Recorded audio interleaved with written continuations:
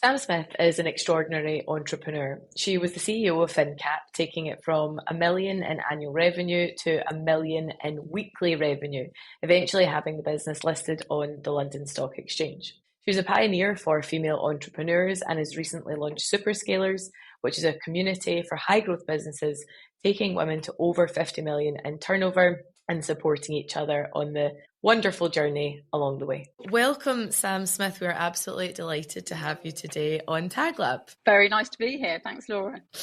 So I heard you speak at a conference for female founders in Edinburgh, and it was a remarkable story. I knew that we just had to get you on to talk about all things scaling and growing a business and having that big ambition. So those are the topics that we will cover today. And I thought it would be nice to kick us off by hearing a little bit about your leadership journey at FinCap and the journey from going from 1 million in annual revenue to that becoming your weekly turnover. If you could kick us off with that journey. Well, it was quite a bit of a journey, actually, because I started as sort of an almost entrepreneur. So I'd left KPMG at 23, didn't want to do the big banking stuff, and went to join JMFin, which was a relatively unknown broker that wanted to set up a different division. So I got there and it was a desk, an office, a phone, that was it. And it was go and set up a corporate finance business. So for 10 years, that first scaling piece was very much, call it, it's almost that 1 to 3 million revenue stage where you're just iterating, you're just working out what the hell's going on and you're head down. And I had no idea during that time that I was even an entrepreneur. I was just building something, reinvesting our profits, getting bigger. More clients were coming in, we're raising more money, and it was just great fun. But I loved doing it, and I just wanted to keep getting better. It was only really 10 years after that we were at about 3.8 million revenue, and we'd sustained that for a period of time. When we did the buyout, that we really thought, right, let's ramp it up. And I think this point where you decide that you want to really go for it is different for everybody. But for me, that's one, because I was a bit young, didn't know what I was doing, making up as I go along. It was that point where you think, we've got something here. And I don't think before that we quite knew what that was. So we were in a very competitive market. And our USP was very much, we are going to treat these SMEs as really important clients. We really care about them. Whereas our investment banking market was very much treating the SMEs, the much smaller companies, who would get the junior team and they would get less resource. And, to me, there was a disconnect. It's like, these are the entrepreneurs of the future. These are the businesses that are going to turn into the Googles. So why are we not really looking after them? I don't get it. So that was our sub USP, and we did the buyout and grew from there. And that second 10 years got us from 3 million to 52 million turnover. So it's a big scaling difference. And I think what I learned was you've got to constantly think big, big picture vision, which is miles away that you can see, plus a 3 to 5 year window of where you want to go next. But also you will find that USP, not necessarily at the beginning, but on the way. And that's okay. And for me, that our culture became our real USP, which we probably discovered only around 4 or 5 years after our buyout. So quite late in the journey. And that's what we used to super scale and make our first acquisition. So hopefully that gives you a bit of a feel of the journey. It does. And I think, there's no shortcuts when you're scaling. I think it is just that kind of consistent day by day and year by year. And then you start to look back and you think, wow, we've actually traveled a pretty far distance. And I've heard you speak about kind of reframing what your overall financial goals were. So say you're at 15 million, you say, oh, it'd be great if we got to 18 or we get to 20, and you're kind of having that quite solid continued growth. But then I think you changed your mindset and you said, you know what, we're going to go for 50 or we're going to get to 100. And financially, nothing was changing in the budgets, but mentally you shifted, and I think it kind of unlocked something for you. Can you just speak a little bit to that? Yeah, absolutely. I think, when you're in it, you're right. What I was doing was, every 2 to 3 years, right, what's our plan for the next 2 to 3 years? I want to go from here to here. Every time I did that 2 to 3 year plan, I'd have where I was starting and where I wanted to get to. And where I wanted to get to was always quite ambitious. But I also had this vision in my mind of, right, where is the real end point? And what was important as we kept moving up our 2 to 3 year plans and going from 0 to 1, 1 to 2, 2 to 3, this big picture of where I wanted to get to, this big figure, needed to also shift, because that was about not just executing the next 3 years and delivering that plan. It's about seeing what's going to get you there. And when you have a very big picture number in your head, which you don't need to tell anybody, but you need to have it there so you can visualize it. What I found, it starts opening this growth window. So if you just think about, right, I'm at 5 million now and I want to get to 10, if that's all you're focused on, you will build to 10. What I'm saying is you've got to say, right, we're going to build to 10 in 3 years, but we've got to think a couple of doubling journeys ahead. So actually, we've got to visualize ourselves as a 50 or 100 million pound business and start to put the processes and things you need to achieve that in place now, so that when you get to the 10, you move straight through. So that was something I sort of learned, whether it was just by doing it myself, but also advising so many businesses, that you start seeing patterns, is that if you don't plan for that, way beyond 3 year stage, you probably won't get there, but you certainly won't move past it very quickly. And all the successful businesses seem to follow this same trend, is growth is not linear. You don't go from 1 million to 2 million revenue to 3 to then 3.5. You double. So every doubling journey requires the same effort. So actually, if you've done the hard work of getting to 1 million revenue, think how many doubling journeys you've been on. A lot. And every doubling journey is as hard as the last. So you're like broken by 1 million. You've iterated, you've done everything by yourself. You've got so many doubling journeys. So this is hard. What I'm then saying is, look, you've done that. But if you do just 5 more doubling journeys, you'll go from 1 to 2 to 2 to 4, 4 to 8, 8 to 16, and then you'll be a 32 million pound business. And that's, potentially 5 to 10 year doubling process. But you need to think like that. Otherwise, you won't put the processes in place and you won't see the opportunities that are there to help you achieve that scale. So I think that's something that I felt everyone knew, but actually was a concept that I don't think people do know, because you're just not in an ecosystem where people are talking about it. You're just head down doing your thing and finding it all really hard. Yeah. And I think the flip side of that as well is, if you don't do that, then all of a sudden you're at 5 million or 8 million and you don't have the processes to get you to that next level. And I think that's where businesses get quite stuck, because they think, oh, this is amazing, we hit our target. And then you think, oh, actually, we've outgrown a lot of things, in terms of the process or the technology or the systems that you've got. So probably it's some of it is even subconscious. If you have that mindset and you have that vision, then all of the way and all of the processes you are building for that bigger picture that you think you'll ultimately get to, which, none of it's smooth, none of it's like a nice, easy journey, but that makes sense. Yeah, it's important for people to realise that people do get stuck, and there are points in a journey where you're moving along the revenue curve where you will get stuck. And the reason you get stuck is because you need to go back to the basics of, what do I need to do? And when I started realising, actually, there are 4 things where you get stuck that you need to make sure you move through. And it's always a brand problem, a sales problem, it's a process problem, or it's a team problem. So if you think about, you're stuck at 10 million and you want to get to 20, and you can see this, 100 million pound business. When you're at 10, what does the team look like? What is the sales channel look like? What's the sales process? What are all your processes? What's your brand like? Is your brand a brand that's going to get you through to 20 and then to 100? Or is it a brand that's going to be a bit tired and people won't be seeing it in that way once you're at 20? Does it need a refresh? So all these things need looking at the point in time where you're about to make the jump, because you need to get there and go past there. So you can't just get there and say, right, I need a team now, got to put all new process in, got to do a rebrand. You've got to be thinking that ahead, so you're constantly ready to do the next move. Do you see with the businesses that you work with that it's uncommon to have that bigger end game that everybody is thinking, maybe in smaller, more incremental steps?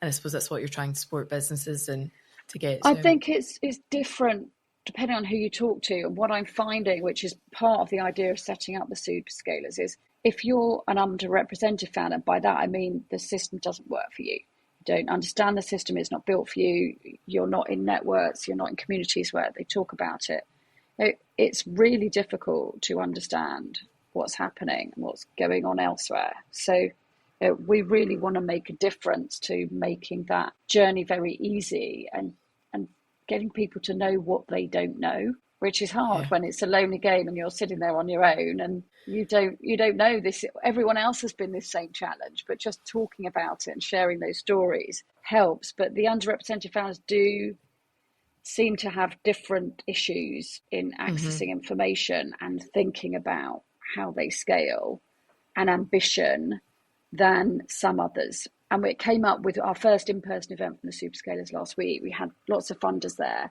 but we had a lady who was previously based in the US. We said, well, US go out. There's some founders and they're massively ambitious. They don't think they're going to fail. They ask for a lot of money. Their ambition is big. In terms of VCs here, you have some people who will go out and they will broadly be men who will have a really big picture, massive ambition, want to raise a lot of money, might fail, they get funded. And then you have a lot of underrepresented founders who are building very slowly, sustainable, brilliant businesses that don't have that level of ambition and probably don't want it. I never wanted it. They can't go out with that big enough ambition, so they can't get funded.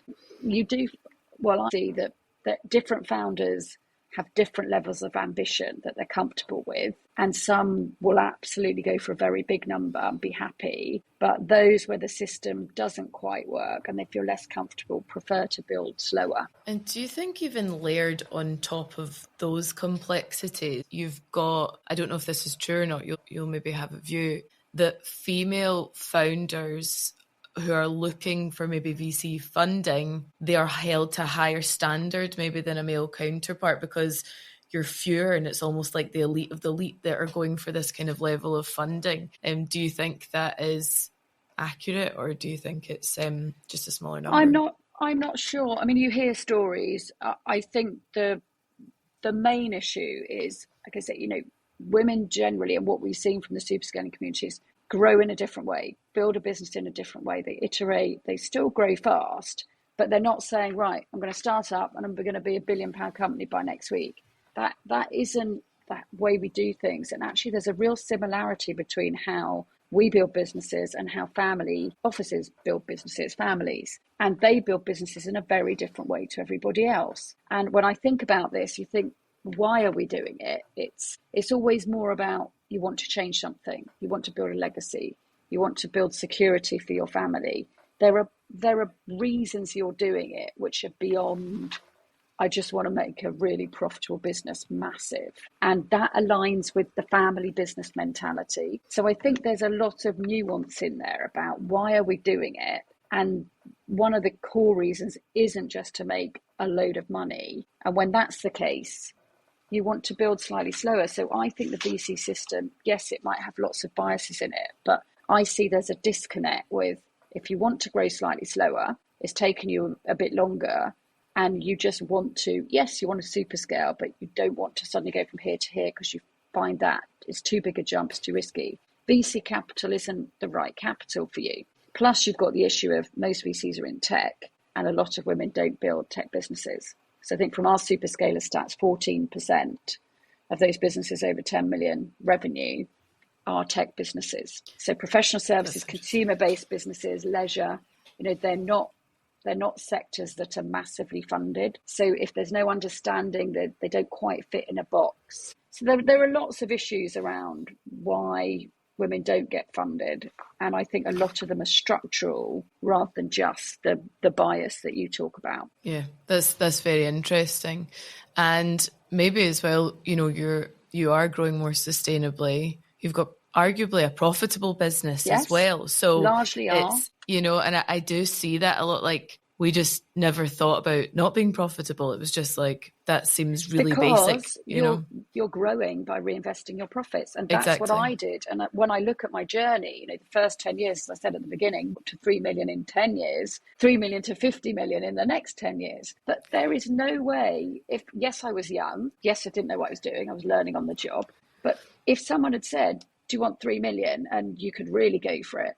I wasn't ready. I had to do it in my own way, in my own time. So I actually liked the way I was learning on the job. I learned everything about the client, everything about what that customer needed. I learned the industry. I learned where our USP might be. I learned how to manage people. I learned what was our point of difference, what, motivated people, why culture was key. So those, and everyone's an individual. At the end of the day, entrepreneurship is a very, it's an individual game, isn't it? You're doing your own thing in your own way. You do it at your own pace. So it's not suited to everyone to just go for it, but doesn't mean you shouldn't be funded just because of that. Yeah, for sure. And I think it's getting that funding at the right time as well, because sometimes we see businesses, they get it too early. You maybe invest in this very, shiny exec team, and you're not, as you say, doing the do and kind of learning step by step, making the mistakes. And I think, it's knowing when is the right time for you and your business, and is that funding going to take you to the next level?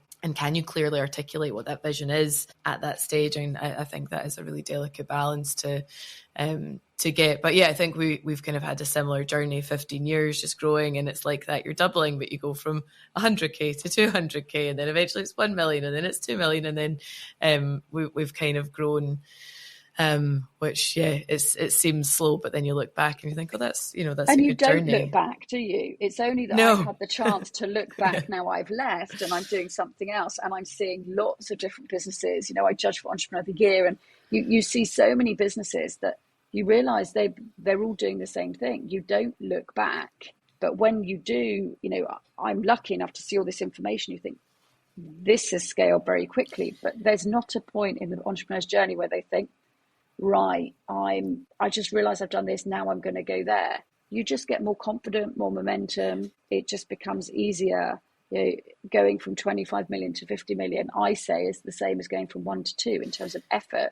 But it doesn't seem like that at the time. You feel like you can never get there. When you're there, it's the same old thing. You work out where you're going, you look at how you do it, you put a plan together, and you execute it. And it's no different. So I think taking the scary part out of superscaling is a really important part for me, particularly around this underrepresented group, where you need people to talk in a way that they get it, they relate to you. Say, well, I didn't know really how I was going to get from 25 to 50. Again, we sat down, how we're going to do it. Probably need to acquire something. Okay, let's do that. What we're going to acquire, learn about it, integrate it. Right, I have to learn that business now. That's how it works. As long as you keep going in the growth mindset, you will solve those problems when you get there. But I just don't want people to think they can't do it, and they believe in themselves more, that they can just keep going. Yeah. Oh, I think that's very true. And if you looked back to yourself 10 years ago and say, oh, could you imagine that you're doing this thing and that thing, and those are the challenges, you think, oh no, I don't know if I could do that. But I suppose it's just fast forwarding that a little bit and say, okay, let's double that and take that to 20 million. But it's I think it's the longevity and being able to actually keep going and navigating each one of those jumps that does fill you with confidence to get to the next level. It's interesting. Now I've done the Superscalers. Now I've launched the Superscalers, which was in September, a new business. This happens to me every day. I think I know what I'm doing. I want to make an impact, but also I'm building a business. So I have to remember I'm also setting up a startup again in a completely different sector. And I have to build a community and, provide value and sell services. And, you're having to start from scratch. And there are days when I think, I can't do this. And then I think, what are you talking about? Of course you can do it. Come on. And I have these, there's someone in your head going, I can't. Yes, I can. Yes, I can't. So it doesn't go away, this feeling of I'm going to struggle. The thing about entrepreneurship is, if you've got a community, you believe in yourself, you've got people who can help you believe in you, you just pass through those moments and you get through. But without that community, you can see why people give up at any particular day of the week. It's a hard game, isn't it? It's an extreme sport. Yeah, and it's so uncomfortable so much of the time, and as you say, like starting a new business, when you think, oh, you've got all the credentials, all the business, like you've done it all on paper, but again, you're doing something new, it's out your comfort zone, but you just keep going and you keep kind of building on that. Whereas the easy thing would be, I don't want to do that, but you just push through that discomfort, which never goes away. If you're growing, there's always something new. There's always a different challenge. There's always something coming up. So yeah, entrepreneurship is an extreme sport. I like that. I heard the other day, resilience is easier the second time around. I think it was at that conference, and I thought that is very accurate too. Yeah, although I think there's pressure. I think this time around, I maybe I didn't know what I was doing the first time. I didn't know I was building something. Now I know I'm building something and I really want it to work. Yeah. It's like, but yeah, the doubts, they don't Still go hard. away. So I wanted to go to the data that you had shared, which I just found absolutely fascinating, because I think you don't really understand what's going around you. And it was only when I heard you, I think the stat was there was 53 women in Scotland with businesses doing over 10 million in revenue, which I was very proud that we were one of them. But I had just never thought about that kind of level. And I think it was 700 in the UK total, compared to about 3,000 male-owned businesses doing that kind of level of revenue. And it seems like we have kind of female-owned businesses that are equal to a stage, and then once we get up to those higher levels of revenue, it's disproportionately male. So have you got any insights as to why that is, or where your kind of mission is focused now on getting more women to that 10 million plus 50 million kind of level? So we started measuring at the Scale Up Institute is the Scale Up founders, and they're growing at 20% a year for 3 years. So good, fast growth companies, female founders that have grown fast and got to 10 million. And we only started measuring in 2019. But when we did, there were less than 200. So we're less than 200 women in the whole UK who'd built a fast growth business to 10 million revenue and beyond. So that's a tiny number. 5 years later, we're at 740. So the increase is absolutely exponential. It's still small, but it's exponential.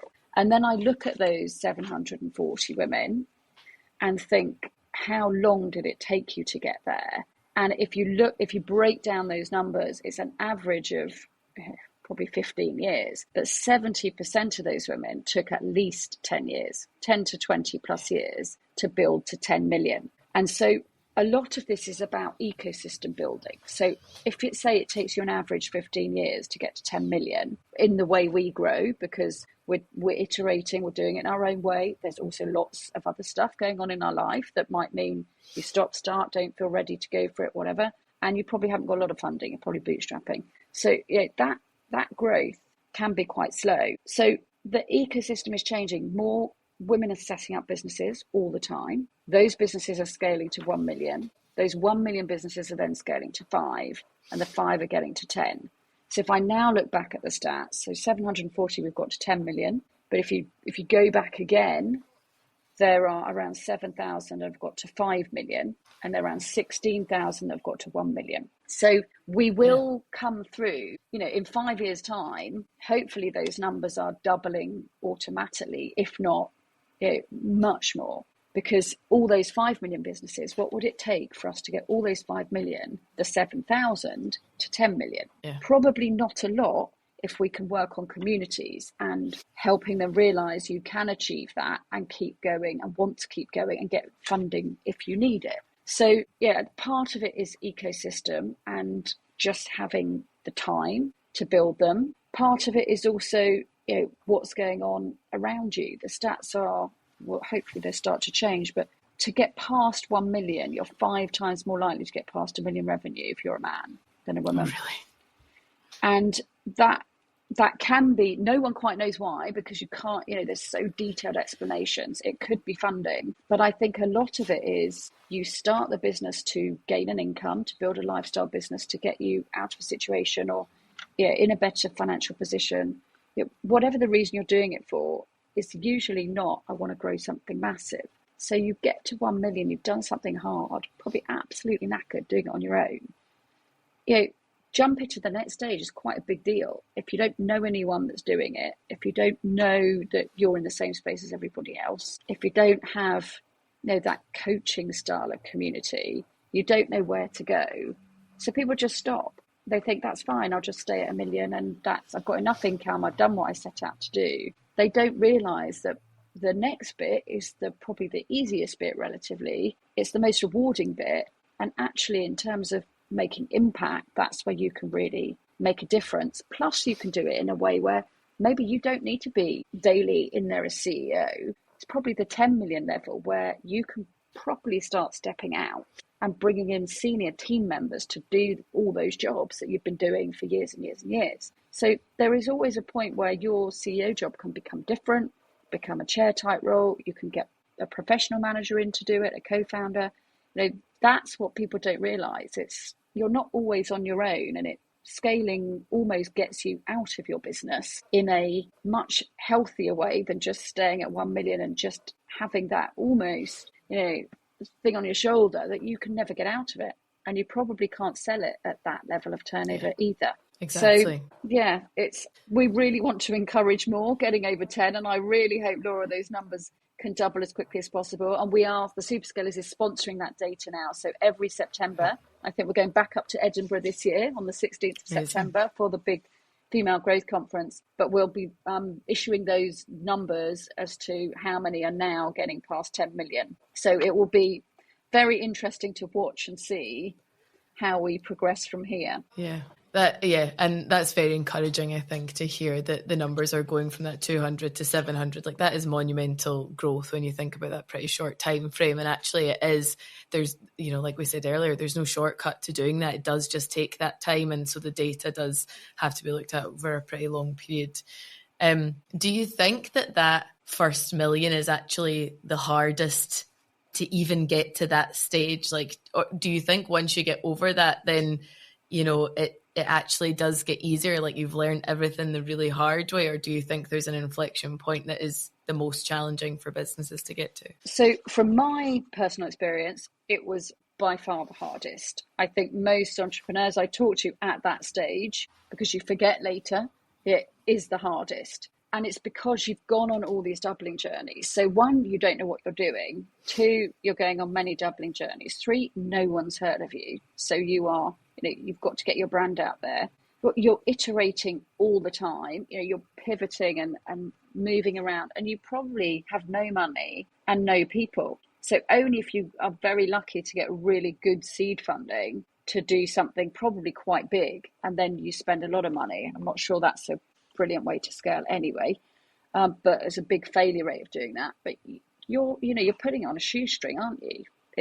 You're cobbling it together. And I think all the best businesses learn like that. So that sort of almost lifestyle, iterating, stage 1 of growing your business can be anything up to 10 plus years. It could be 1 year and you think, right, we know what we're doing. We've got a plan. We've got this global, but that's unusual. Most businesses take time. So it is really, really hard. And it's also hard because it's the loneliest bit you'll ever be. Because you don't have that network yet. You don't even have time to start building that network. There are great accelerators now. So there are, the networks are improving. Probably when I set one up in the beginning, it was just just make it up. It was hardly anyone to talk. I think no one to talk to was setting up a business. Now it's better, but it's definitely the hardest bit. You're reminding me of those early days. And I'm thinking it probably took us about 6 years to get to 1 million in turnover, and you've got no staff, no money, trying to keep hold of your customers, and then eventually you kind of get there. So but you do forget. And then you might quite a short memory. Back. If you lose a customer, Laura, what would you go back to the journey that you do forget, because as soon as you move on, you've forgotten about the last bit.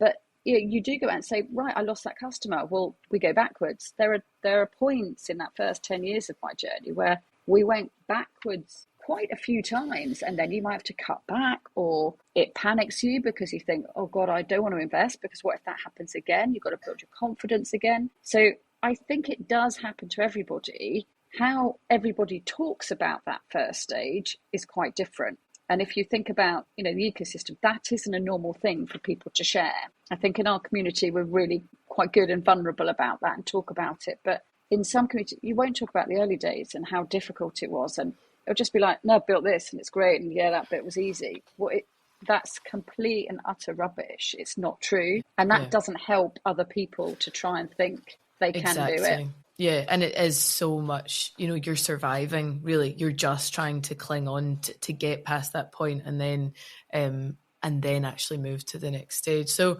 what advice would you give to someone who's in that kind of 0 to 1 million? Like, how do they keep going to get past that point? Like, what would be your advice to somebody who's in that space thinking, I don't know if I can even get to 1 million? So I think the most important thing is the utter belief in your vision. So I think if you've got the vision right and your why is right and you know why you're doing it, then you just have to stick with that. And whenever there's that down moment where you think you can't do it, you need the network and a community around you that are going to support you. So my best people were, a coach, a mentor, someone who'd done it before, speaking to someone at the next stage, just at the next stage, to just give you confidence that you can do it.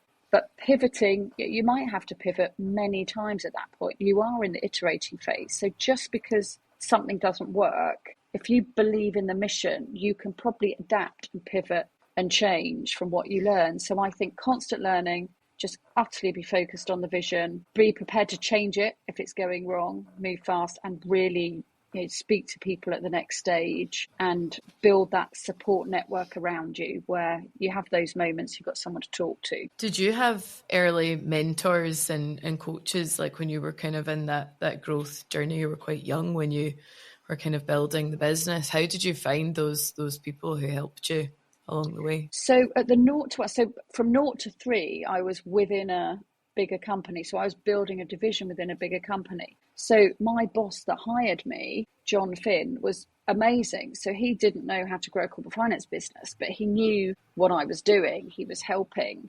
So, I was going it, but I had a team around me that I could talk to, not necessarily about building, but again, in my mindset, it was just build this revenue, let's just get this P&L looking good. Let's just win some clients. Let's just do a great job. So I didn't think I'm building a business here. I just thought we win some clients and we do a really good job and we win some more clients. And sometimes that is all it is at the beginning. It's focus on clients, win more clients, see more clients, try more things, generate more leads, get out there, talk to people, and just remain relentlessly focused on your client.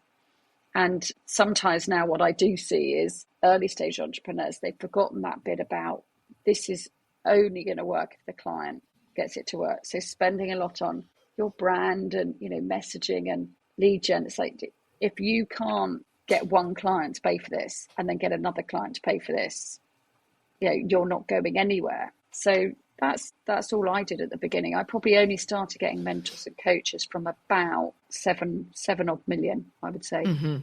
Yeah. I had no idea I was building something before that, if I'm totally honest. It was just happening, and we were head down and we never looked up and we're just doing our thing. Yeah. I think that relentless focus on the customer or the product as well. I think you can have all the sales and the marketing, but if there's something wrong with the product, it's always going to kind of slide back down the hill. So I think that's good advice, and maybe thinking, have the ambition but not thinking too far ahead, like just actually get the thing stable, which I think is really good advice. So maybe you could talk a little bit about the underrepresented founders and what can we do more as a community of scaling businesses to make sure that it feels an inclusive place and we're seeing everything from all the different angles? Like maybe you've got some examples or stories you could share from the groups that you're really trying to support. Yeah, so I think one of the big things is focusing on culture. So I think, we are in a world where things went very, very box ticky, and we seem to be reversing from that, which is, it's a shame that that's taking away from the point of it all. But to me, it's also quite good to go back to focusing on culture drives diverse thinking. It helps diverse founders. It's a really positive thing. So inclusive culture is where I think it all starts. So all businesses can focus on that, and that drives inclusion on its own. Other things I think are around really what we can do to bring on the next generation, which almost comes into schools, like where's your talent coming from?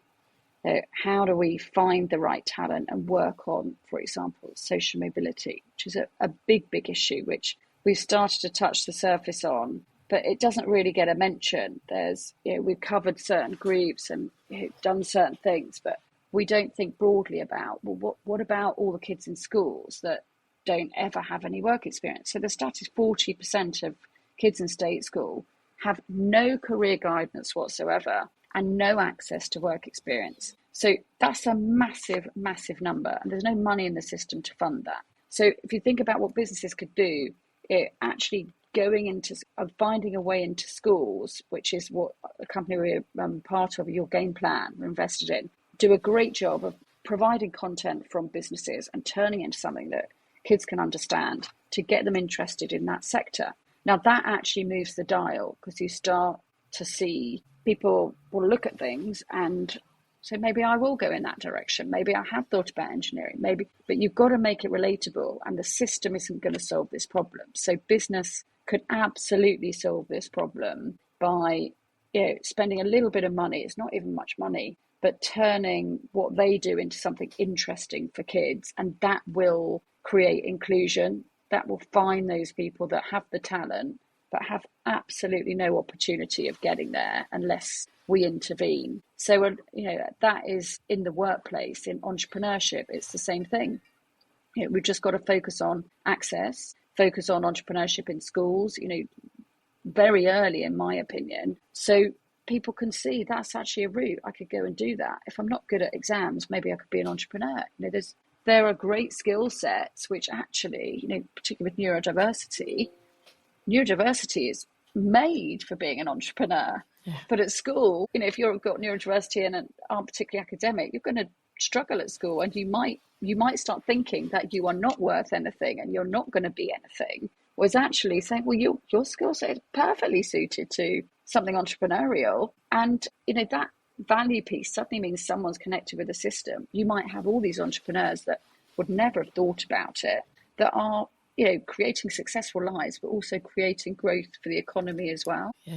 Yeah, and jobs and everything that goes alongside it. Do you see any great examples of schools you think that is doing that so well in terms of like building entrepreneurship as a viable path for their students? Is there anyone that's doing that really well, or other countries that you kind of see that working? You think that's what we need to be doing more of here? So some schools are good at taking on what's available. So when we started a long time ago, now probably 10 years ago, putting in entrepreneurship courses into primary schools, you'd find there would be a head teacher who was very, very open-minded. So it all comes down to the growth mindset of the person running the school. So if you've got good leaders and who have got a great growth mindset, they will bring in these things and do a very good job. But it's very sporadic. So there are some resources that work. From the Tenor Challenge to Julian Hall's got a great business ultra education. Schools can pay for outside entrepreneurs to come in and teach it. There's Your Game Plan that are providing content into schools. Any school can sign up for that. Only a certain number have. There's loads of resources, but you need the head teacher. And in other countries, America probably the standout because of the way they teach confidence. It's not necessarily business, but they are ahead because that confidence, ambition piece, and you can be whatever you want to be, and less focus on the academics. That's nurturing an entrepreneurial mindset. Do they teach it in school? There's nowhere that they're saying that's absolutely amazing. Yeah, and it does. It needs that person to drive it, and it is different types of skills that I think can build that kind of overall entrepreneurial ambition, which I do see in the US. There is a real focus on public speaking, which I think builds confidence, which in turn then builds kind of confidence in your own abilities. So, you're always up in front of the class doing show and tell. And I think we do less of that. I can see it changing, but I think over time, that plus having access to this level of knowledge and training, and then having teachers that support it is how we build this next generation of entrepreneurs and make the UK a more appealing place maybe to do business. And it creates a bigger community as well, which I think is exactly what you're trying to do. And probably for myself as well, I think that's where I've had the most value as an entrepreneur, is like the communities that we've got access to and other people that are doing it. So I think the more of that builds, a much stronger ecosystem, which I hope is the case. Yeah, and mindset is absolutely key. If someone believes in you and you believe you can do it, it's not, that's about entrepreneurship, that's about life, that's about jobs, that's about your overall happiness. There is a massive part to play in entrepreneurship and life about your mindset. And we don't seem to focus on the mindset of believing in yourself, and that just as a simple way to solve problems. Because then you get in a problem-solving mode. You don't get in a moaning about everything mode. Yeah. And that's how problems get solved. So if you're sitting someone that's like me in financial services, I didn't like the culture in financial services. Like, I'm the only woman. It's awful. Why treating people like this? Why cutting the bottom 10%, not really caring? They just don't care about junior staff. That's how it was when I started. I thought, I don't think this is right. So then I could change the culture in my business. If I'd been in a big bank, no chance. I would have been sitting there being the one moaning Minnie, saying, why aren't we doing this? And no one listening to me. Because I was allowed to set up my own firm, that opportunity gave me the chance to go, I'm not having that culture. I'm doing something different. And that's what you find with the underrepresented founder. If you can put that mindset early on that you see a problem, well, you go and solve the problem. Because if there is a problem, there's probably money that you can make in solving that problem. So let's see the problem and let's go and sort it out. And that's a really positive way, great for society, great for idea generation, great for disruption. That's sort of almost what we need. Let's let everybody go and fix all their problems. Then there's no problem. Yeah.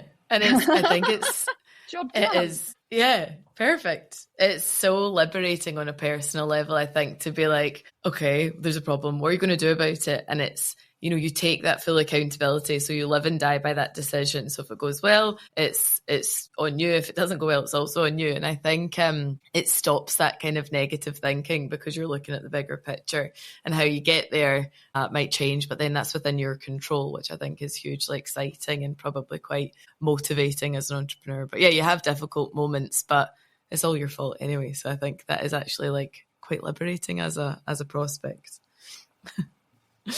So lastly, I just want to hear what your overall ambition is for Superscalers, and where would you like to be 5 years from now? Okay, so the mission is to have more underrepresented founders superscaling from everywhere. And the Superscalers is 50 million mark. And that's all about influence, being in the room. So our plan for 2030 is to double the number of female superscalers in the UK. That's our one specific goal. So we've got around 80 at the moment that have achieved that 50 million status. So yes, 750 have got to 10, but only 80 have got to 50. Yeah. So if we could double that in 5 years, that I would be very happy about that.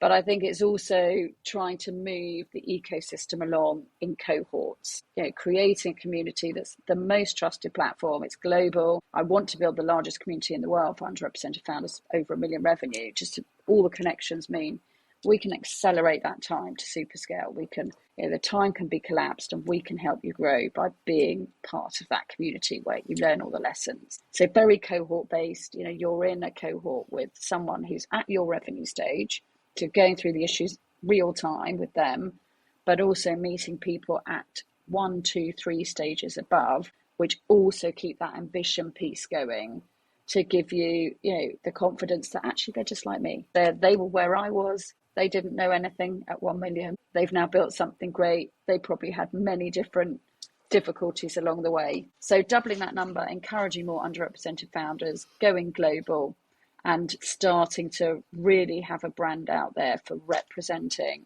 all those founders that feel the systems never work for them. They've been on their own, demystifying that, finding a community that is their tribe, that's their place, that no question is too simple. You can be very vulnerable and you can just learn in a really fast, practical way. And it's only founders. So that's all you're around, just founders who've done it. No one else. It's a unique proposition, and we are absolutely here for it and supporting you all the way in and be part of the journey. So hopefully we can be one of those 50 million plus. You will be, not hopefully. We will be. Yeah, we will be. Yeah, we will be. We'll be sending you a lovely certificate. Oh, that would be great fun. That would be nice. We'd never get a certificate for these kind of things. Well, we're putting that in the process. I love that. That's a great idea. There'll be milestones, and actually have a celebration, because we should celebrate people who've got to this revenue number. It's a big deal. Oh, it is. Yeah, we did a party when the first time we did £1 million in a month. We had a big party just like on the day, and it was great. But we probably don't celebrate enough, so we should. And then my last question for you is more of just your own kind of personal opinion. If there was one thing that you could put on a billboard that that everybody in the world would see it, what would be your thing that you would like to put on a billboard in terms of a message or a quote or a life lesson that you live by? Okay, well, I've got loads of these because I'm the queen of the life lesson. I love them, but I think my number one would just be you. Just be you and be authentic. And that that for me is my biggest challenge is, in a male dominated world, finding my own voice, finding my authenticity has been very hard, and being you is enough. I think that, there's something about that. And then there must be a mindset piece, mustn't there? That, make a difference, make a change, do something that's going to feel good here. That's really important to me. Yeah, I love it. Thank you, Sam. You've been absolutely amazing. Thank you for the time. Wish you all the best, and we are delighted to be part of the journey with you. Thanks for listening to this week's episode of Tag Lab. I really hope you enjoyed it. Please make sure that you subscribe by hitting follow on whatever podcast platform you listen to so you can get the latest episode. Thanks.